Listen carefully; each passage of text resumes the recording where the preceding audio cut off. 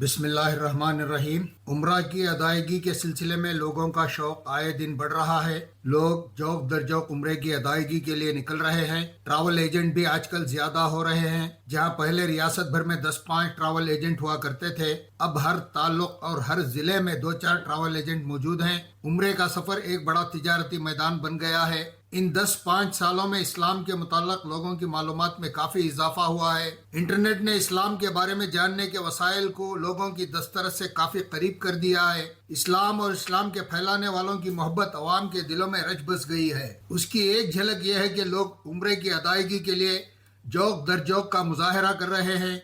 हज के मुकाबले में उम्रा एक सस्ता और आसान रास्ता साबित हुआ है। लोग घूमने फिरने के लिए दूसरी जगहों पर जहां 50-25 हजार का खर्च आता हो, वहां भी लोग दूसरे सफरों के मुकाबले में उम्रे की को अहमियत दे रहे हैं। उम्रा एक ऐसा अमल है जिससे हमारी वो तमाम ख्वाहिशें मुकम्मल होती हैं जो आजकल दुनिया में एक मोटी रकम खर्च करके हासिल होती है। उम्रे के जरिए होने वाले फवायद कुछ ऐसे हैं कि मार्केटिंग अच्छी हो जाती है, तमाम वो सामान की लिस्ट तैयार होती है जो आइंदा साल भर में खरीदने होते हैं। फ्लाइट में बैठने की हसरत पूरी होती है। जिन मकामात पर हाजी जाते हैं उन मकामात पर हाजिरी हो जाती है। उम्रे को छोटे हज से ताबीर किया जाता है।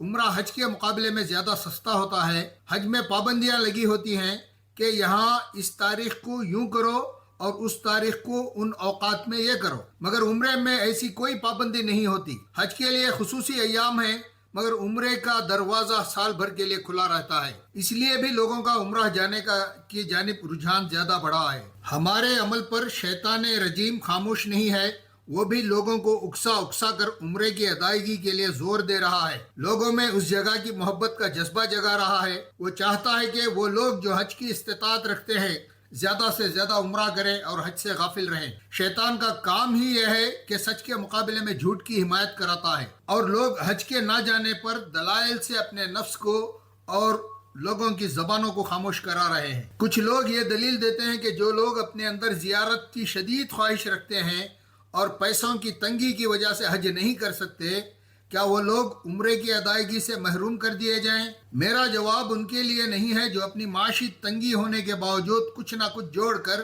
उम्रे के जरिए हरमैन की जियारत का ख्वाब पूरा करते हैं, बल्कि मेरा जवाब उन लोगों के लिए है जो अपना जाती घर तामीर करने से पहले बैतुल्लाह यानी उम्रे का दीदार कर चुके हैं और उसके बाद घर बनाने के लिए हज के खर्च से ज्यादा रकम खर्च करके जमीन खरीदे हैं और हज के खर्च से ज्यादा रकम खर्च करके घर की तामीर किए हैं और हज के खर्च से ज्यादा रकम खर्च करके अपने दुकान की जदीद कारी में खर्च किए हैं और हज की रकम से ज्यादा रकम खर्च करके गाड़ियां खरीदे हैं जो किसी पार्टी या महफिल में जाने के लिए शौकिया ही इस्तेमाल होती हैं। औलाद के सन्ने बलूग को पहुंचने से पहले उनके नाम जायदाद बनाने की फिक्र दामनगीर है और उस पर अमल भी हो रहा है। साल में कम से कम एक प्रॉपर्टी जिसकी कीमत सफर हज से ज्यादा है वो खरीदी जा रही है। क्या ये भी इस उम्मत के अमीर कबीर मालदार लोगों के मजबूत दलाइल हैं? उन मालदारों के पास किस चीज की कमी है? अल्लाह ने माल दिया, वक्त दिया, दीन की समझ बूझ अता की। अब जरा शैतान के बहकावे पर शैतान को कंकरियां मारने के बजाय शैतान की कंकरियों का शिकार बन रहे हैं। आजमाइश सब पर डाली नहीं जाती।